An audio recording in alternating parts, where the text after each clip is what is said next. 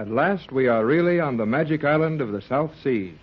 However, it seems to be not a place of beauty and peace, as the islands are thought of, but a sinister and foreboding fortress, the stronghold of a terrible scientific colony. Jerry Hall, Mrs. Patricia Gregory, and Captain Tex Bradford have been allowed to see the little girl whom they came to find. The girl is Joan Gregory, long-lost daughter of Patricia Gregory. Mother and daughter have been given a moment of privacy in the tiny room the girl occupies on the Isle of Euclidia, the magic island. I'm so happy to have found you, my dear, that nothing else matters to me. I can even bear being a prisoner here if I may only be with you, my dear little Joan. And I'm so happy to be with you, Mrs. Mother. But it all seems so strange. I'm called Cleostra here. All of our names have to do with scientific things, and yet you call me Joan. And somehow it seems that I have always been Joan. You have to me, dear. You've always been my little daughter, though the width of the sea and 14 years have separated us. Mother. Oh, it sounds so nice to say that. Mother. And you'll always be able to say it now, for Mother will never leave you. We'll go back to California, to the United States, to the great free outside which you call the world. Tell me of your home. We hear much of it through our space phones, and can even see your United States through our universal prism reflectors. But the images are not clear, and your old-fashioned and weak electrical apparatus gives us a particularly mediocre signal. What a precious infant you are. You know so much more than your mother. Your speech would shame many of our educators. And yet, I wonder if you've been happy here. Happy? I believe so. We have games, relaxation, you know. What sort of games? When the full rest period comes, in the middle of the day, we gather in the common laboratory, and we may use the entire time, 600 seconds, in working out such mathematical and electrochemical problems as may suit our fancy, even though they haven't the slightest practical value. And that is relaxation. Your wisdom makes me very sad, my child. You're only a young girl, barely 15 years old, and you should still be playing as a happy child. Don't you ever run and jump and play athletic games? Don't you ever laugh? No one on Euclidia laughs, except G47, and when he laughs, it is only horrible. He is the most brilliant man in the universe, and the most terrible. Is he abusive, mean, unkind to you? G47 would not trouble to be anything but scornful toward any mere human. What am I, or what are you, or anyone else to a man who has only to raise his hand and destroy a world? So, that's it. Then this weird colony is made up of mad scientists, bent on world conquest by science. I might have known it. It is not a pleasant place for some here, I think. Some who have known your world as you know it. But to me, it is all I know. You will soon know the world as I know it, my dear. I'll take you back to my home. Your home. Why, my estate is larger than this whole island. And things grow naturally there? Flowers and trees? Why, of course. Don't you have them here? You will see in the light of day. We have everything and nothing. You will come back with us to our world just as quickly as Captain Bradford makes arrangements for us to leave this island. There are many here who have been trying for years to leave the island. They are still here. And some who have left, they never arrived at any known place. But there was one person who got safely away, an old sailor, not long ago. He was picked up by a ship in the open sea and sent word of this strange island to the world by radio. And where is that old sailor now? He died almost as soon as he got his radio message to the world. Yes, he died. So you see, no one ever gets away from this island for long. Joan, do you realize what you're saying? Surely you don't mean that his death was not accidental? I think that I can tell you, all of you, much that will be to your advantage. But we will be overheard now, and it's better that I wait until another time when Captain Bradford may hear it at the same time. One thing I can tell you now, G47 thinks that Captain Bradford is the only man in the world who might interfere with his plans. Then we'll tell the captain. Tex is a brave and clever man, and Jerry Hall is a smart, dependable boy. We'll find a way to get off this island and back to the world, and then... And then... what? I didn't see you. You do not see me now, do you? These rooms are made of some metal, which allows you to see through it from the outside only. What a nightmare of life you must lead here. You will not need to speculate long on the type of existence peculiar to you, Lydia. Your quarters will be assigned to you. Where are Captain Bradford and Jerry? You are dangerously impertinent in your inquisitiveness, but it is obviously ignorance. Your fine captain is in solitary confinement, learning a lesson about behavior on the scientific fountainhead of the universe. What has the captain done to warrant that? He asked too many questions, and I might add, you, madame, are following the same line. Be quiet, please, dear Mother. How touching the reunion. Well, little lady, you will bear in mind that your mother's world means nothing to you. You are part of this vast machine.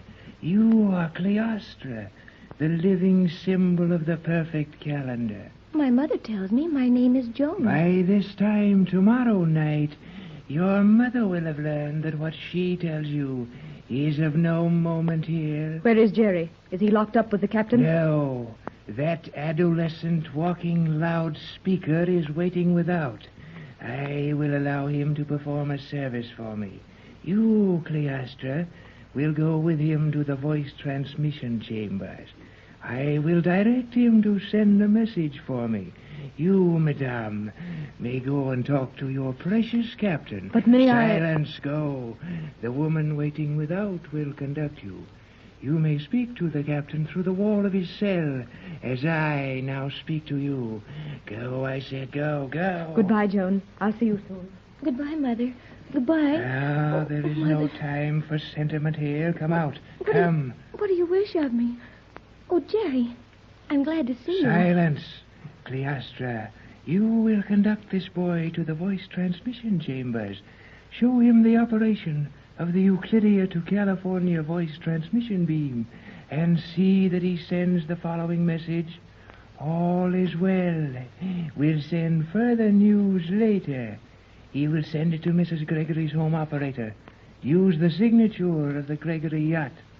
Say, now look here. You can't buffalo me into sending anything of the kind. Have you seen our solitary confinement cells? Why, gee. Jerry, do as he says. I'll explain it all to you later. Be off. Send that message.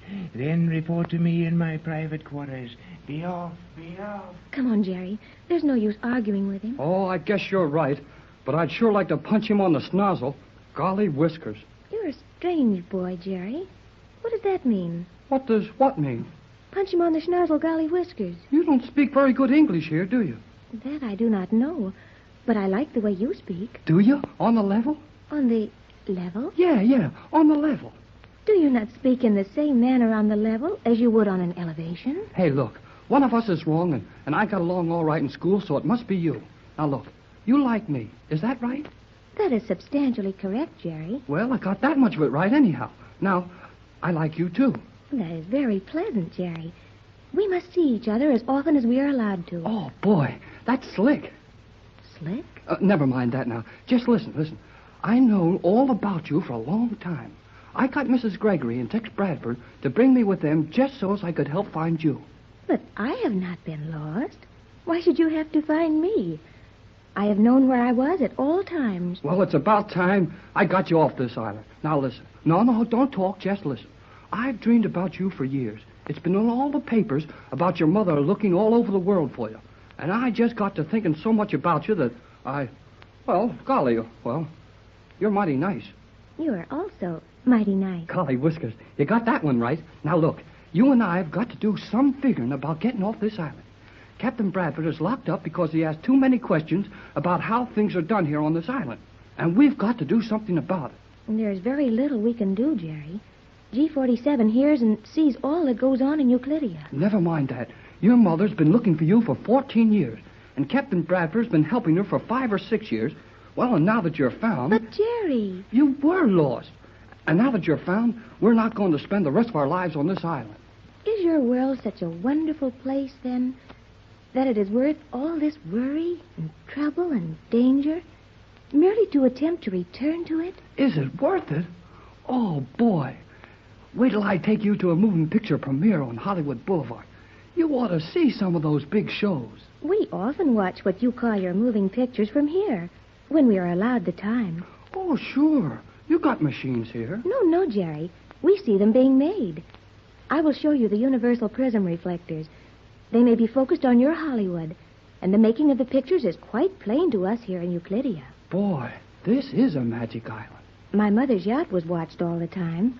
Every move you made on the trip from your California to our island was seen by our scientists. They did not let me watch, but I heard them talking. Maybe getting off this island won't be so easy after all. It will be impossible, Jerry. Oh, but here is the voice transmission chamber. We enter. So? And there's the apparatus you will use. Where? This is the craziest place. We walk all over the island without making a sound. Then we open the door and we're inside of a room without a sound. And now that we're in here, there isn't a sign of anything to send a message with. You see that map on the wall? You will push the little lever, the one marked California. Okay. It's pushed. Now what does that do? You may now talk to California. Just direct your voice naturally toward that wall. You know, someday I'm going to write a book about this place. Well, here goes. J24Y to J12C, Los Angeles. Jerry Hall on J24Y to Johnson at J12C. Hello, J12. J12C to J24Y. Go ahead, J24. I've been waiting for 2 hours for your signal. Listen, J12. Enough has happened in the last 2 hours to fill a book. We're in terrible danger. On the island, our position is... So, you silly fool. You would try to deceive me? Oh, G47. That terrible ray gun. You've used it on Jerry. It is a pretty toy, is it not, Cleostra? Would you like to know how it feels?